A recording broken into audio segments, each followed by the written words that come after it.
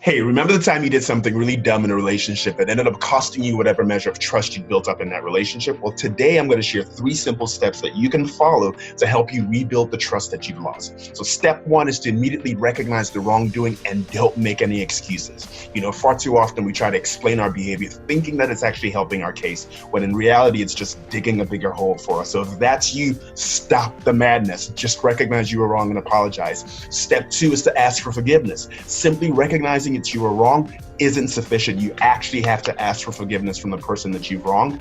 And more importantly, you need to ask God for forgiveness, for when you hurt others, He says that you're hurting the apple of His eye. Step 3 is to change the behavior that is necessary to rebuild trust. And this is probably the most important step. The Bible says that through love and faithfulness, sin is atoned for. And so if you're in a loving relationship, you're going to willingly go through these 3 steps as an expression of your love for that person.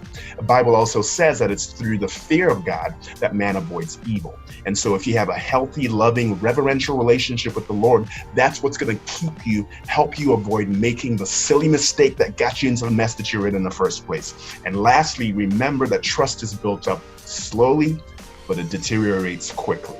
And so be patient.